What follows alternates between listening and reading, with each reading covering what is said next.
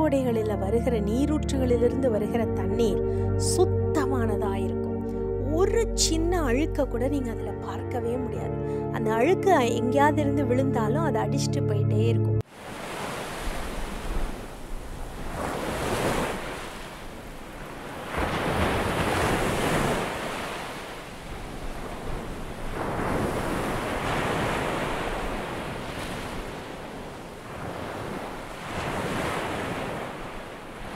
நம்முடைய வாழ்க்கையில பல முறைகள்ல நம்ம வனாந்திரங்களை சந்திக்கிறோம்.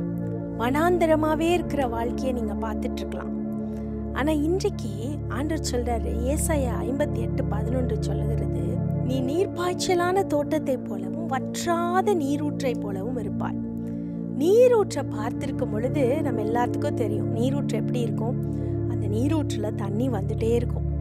அந்த தண்ணியை நம்ம அடைச்சு வைக்கவே முடியாது. அந்த தண்ணி ஒரு ஊற்றாக அப்படியே கிளம்பி கொண்டே இருக்கும். அது மாத்திரமல்ல, அந்த தண்ணி ஒரு இடத்துல தேங்கி நிற்காது. அநேக இடங்களுக்கு அது அப்படியே சில நேரங்களில் ஒரு சின்ன நீரோடைய போல ஓடிக்கொண்டே இருக்கும்.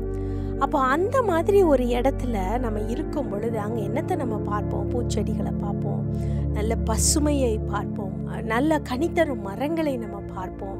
இல்லை காட்டில் இருந்ததுன்னா இந்த மாதிரி நீரூற்றுகள் இருக்கிற இடத்துல, நீரோடைகள் ஓடுகிற இடத்துல மிருகங்கள் தண்ணீருக்கு குடித்து விட்டு செல்லும். ஆனால் நீங்கள் அந்த நீரோடைகளை பாருங்கள், ஒரு நாளும் அது கலங்கி தேங்கி நிற்கவே நிற்காது. அது மாத்திரம் அல்லாமல் அந்த நீரோடைகளில் வருகிற நீரூற்றுகளிலிருந்து வருகிற தண்ணீர் சுத்தமானதாயிருக்கும்.